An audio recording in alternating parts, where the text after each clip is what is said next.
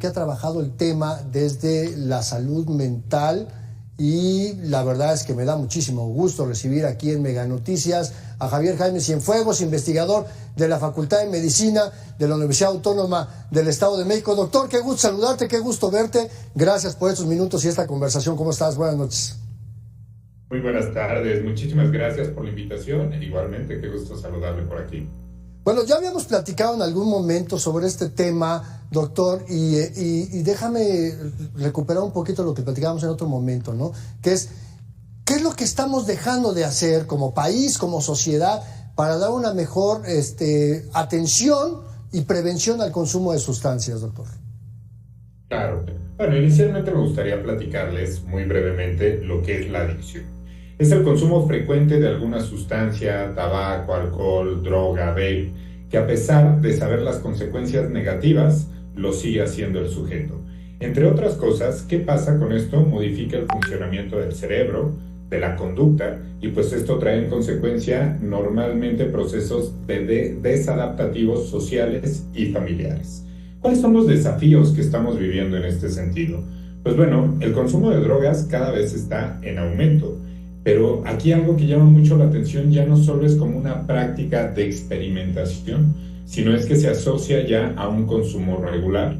Y desafortunadamente cada vez se normaliza más el consumo de alcohol y tabaco entre los niños y los adolescentes. La última estadística revisada para la entrevista del día de hoy nos refiere que, por lo menos en el gobierno de México, el consumo de alcohol y tabaco está iniciando ya a los 10 años de edad. O sea, no estamos concluyendo la segunda etapa de la infancia y los menores ya están consumiendo alcohol y tabaco.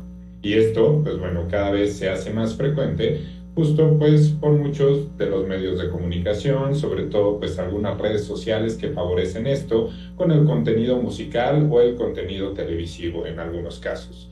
Aunado a esto, nos estamos dando cuenta que evidentemente el mayor número de consumidores son hombres, por lo menos de las drogas ilícitas. Sin embargo, ha incrementado considerablemente el consumo de la mujer y la marihuana sigue siendo la droga preferente entre estos grupos. Desafortunadamente, en el entorno familiar cada vez se normaliza más el consumo de la marihuana, considerando que por el hecho de ser natural es inocua o los efectos no son negativos. Pero como ya bien se mencionaba anteriormente, pues la realidad es que la marihuana sí produce alteraciones neuroquímicas e incluso hubo recientemente en enero y febrero se publicó un artículo muy interesante en Canadá donde se relaciona el incremento de los trastornos de esquizofrenia y de paranoia a partir de la legalización de la marihuana.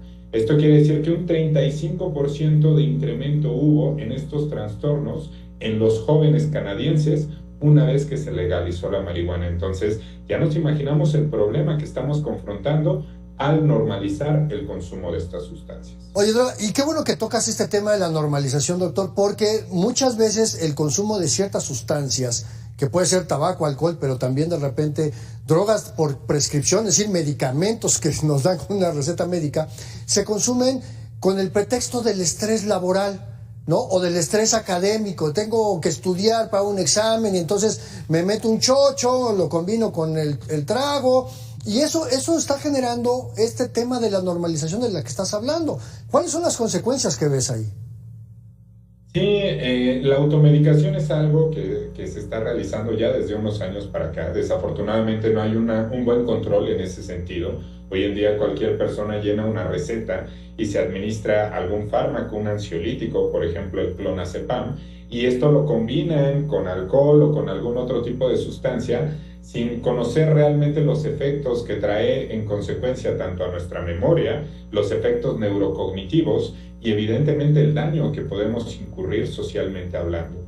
Esto ha traído muchos problemas. En los jóvenes normalmente vemos 3 factores que predisponen al consumo de la sustancia. 1, problemas familiares. Eso está muy ligado, ¿no? A lo mejor que no haya una buena orientación, una guía por parte del padre, de la madre, problemas familiares del tipo de violencia psicológica, física o sexual. Evidentemente también está relacionado a las condiciones socioeconómicas. Y 3, pues la gregariedad, experimentar nuevas cosas para ser parte de un entorno. Y esto, evidentemente, pues va generando una discrepancia en el adolescente. Por ejemplo, nosotros nos podemos dar cuenta que la primera droga consumida es la marihuana. Sin embargo, la segunda droga consumida va muy de la mano en la condición económica. Por ejemplo, en las condiciones de clase media-baja, normalmente son los inhalantes o los activos, pero en las clases medias altas tiende a ser la cocaína. Y claro, los efectos que va a traer en el comportamiento y evidentemente los daños hacia el futuro van a ser muy diferentes, porque el consumo de inhalantes tiende a ser mucho más agresivo, tal vez en un año y medio, los efectos en el sistema nervioso central podríamos considerarlos irreversibles, y el consumo de la cocaína podríamos ampliarlo hasta 2 años o 3 años, pero los efectos de la misma manera van a ser muy nocivos. Pero entonces nos damos cuenta que la marihuana es la entrada para las drogas y de ahí se van a ir dispersando otro tipo de sustancias. Y claro, si nosotros nos vamos al norte del país, pues es una situación aún más delicada, ya que ahí el contacto tan cercano con nuestro país vecino favorece el consumo de heroína. Y estamos viendo que adolescentes en su primera etapa de adolescencia, 13, 14 años, ya están probando la heroína, la cual es una sustancia altamente adictiva. Ahora, hay un tema ahí que tiene que ver con la atención, doctor, al tema de las adicciones, ¿no? O sea, primero, muchas personas no acuden a buscar ayuda por el miedo al estigma social, a la discriminación, a la criminalización de las personas que consumen. Y la otra es que pareciera que la política pública está exageradamente generalizada, como si todas las drogas se trataran de la misma manera para las mismas personas. ¿Qué es lo que desde la academia ustedes han podido analizar? Sí, eso es algo muy, muy interesante a mencionar. Bueno, a ver, vamos a ver que las ciudades con mayor consumo de sustancias las podemos localizar: Tijuana, Ciudad Juárez, Ciudad de México, Guadalajara y evidentemente áreas del Estado de México, ¿no? Es donde más presencia hay. Claro, cuando nosotros hablamos de consumo de marihuana, no podríamos compararlo con el consumo del fentanil o con el consumo de la heroína. Y evidentemente existen tratamientos que están orientados hacia cada una de estas adicciones. Por ejemplo, la terapia cognitivo-conductual tiene una alta efectividad en las adicciones relacionadas con el consumo de opioides o con el consumo de marihuana. Sin embargo, cuando estamos hablando, por ejemplo, de una persona que consume recurrentemente heroína, pues la realidad es que esto va a requerir normalmente un internamiento, la ayuda psiquiátrica y la ayuda psicológica en conjunto. Desafortunadamente, tanto la infraestructura como la economía pues no permite dar atención a tantas personas que en la actualidad están consumiendo, y esto pues se ha dejado muy aislado, ¿no? Muchos de los lugares donde dan atención a personas que consumen algún tipo de sustancia, también se conjuntan personas que presentan algún otro tipo de enfermedad mental, y entonces esto no permite ni la recuperación de la persona que presenta una enfermedad aguda y de la persona que presenta una dependencia. Entonces, estos son los conflictos que vemos dentro de estas instituciones que se dedican a ayudar a este tipo de personas. Y evidentemente en el área privada pues tiende a ser muy costoso ese tratamiento, aunado a que la recuperación no suele ser sencilla. Imaginemos si una persona está consumiendo alrededor de año y medio cocaína, pues bueno, la desintoxicación por lo menos va a tener una duración de 2 a 3 meses, y posterior a ello el proceso de autocontrol pues nos puede llevar hasta 6 o 7 meses, y pues costear esto pues tiende a ser muy caro. Ahora déjame preguntarte por esto, tú lo ponías ahorita en uno de los comentarios, de estas organizaciones, instituciones, de los grupos de autoayuda, ¿qué tanto realmente ayudan al tema del tratamiento de las adicciones? Y bueno, ya no hablemos de los anexos donde pues, son centros de tortura, sino de estos que de repente intentan hacer algo a través de la estrategia esta de los 12 pasos. ¿Qué tanto ayudan los grupos de autoayuda, doctor? Mire, los grupos de ayuda cumplen una función que es la contención de la persona adicta. Por ejemplo, en el caso de un alcohólico, cuando tiene ese deseo de consumir alcohol, normalmente le ofrecen pues, la oportunidad de irse a las reuniones, estar ahí presentes, y esto le permite una contención, ¿no? Incluso hay unos que ofrecen un albergue con la ayuda necesaria, y pues bueno, los ponen a contribuir en ciertas actividades sociales. Esto puede traer un beneficio porque hay una contención. Sin embargo, Desafortunadamente, al no tener un método bien estructurado, en muchas ocasiones se puede incidir en algunos abusos. Por ejemplo, lo que le llaman el amor adulto, que no es otra cosa que correctivos, el uso de violencia física, el uso de violencia psicológica, que pues esto no nos va a favorecer si nosotros presentamos una dependencia. O dos, pues bueno, tal vez la persona logre erradicar la dependencia hacia el alcohol, sin embargo, genera un apego muy amplio a lo que es el grupo de ayuda. Entonces, su vida para ser funcional, pues requiere todo el tiempo estar entrometido en ese grupo. Pero bueno, si nosotros colocamos el mal mayor, pues evidentemente es más funcional que una persona acuda a un grupo y pueda continuar con su vida a que todo el tiempo esté consumiendo alcohol. Pero existen otros grupos que se exceden y que desafortunadamente pues maltratan, lastiman a los consumidores y pues bueno, ahí puede ocurrir violencia de todo tipo. Entonces realmente lo que nosotros debemos de buscar es la prevención, ¿no? Estas serían las acciones más importantes. Lo primero es dar un amplio alcance a la población y apoyar a los jóvenes, a las familias, en las escuelas, en las comunidades, pues justamente con este tipo de charlas, hacerles ver pues las consecuencias que hay del consumo de sustancias y dejar de normalizar, ay, se está tomando una cervecita o ay, está fumando en un niño o en un adolescente, ya que a menor edad en que se encuentra expuesto la persona, pues es evidente que cada vez va a buscar más sensación de las sustancias y se va a ver expuesto a consumir a más temprana edad y los cambios en el sistema nervioso central y los efectos en el cerebro serán peores. No, bueno, y el tema este de las fiestas familiares que le dan alcohol a los niños y las niñas ahí, que se vaya enseñando, ¿no? Y ya después van acarreando las consecuencias de esto. Pero esta parte de criminalizar el consumo, que pareciera que la política pública, las campañas de prevención han estado basadas en eso, de que las personas que consumen drogas son criminales, son delincuentes, están vinculadas con el crimen organizado. ¿Esto cómo ayuda realmente a poder tener una mejor estrategia? No, evidentemente eso no ayuda en mucho. La realidad es que cualquier joven se ve expuesto a este tipo de sustancias. No podríamos, anteriormente se tenía mucho esta idea de que las condiciones medias bajas exponían más a los jóvenes al consumo de sustancias.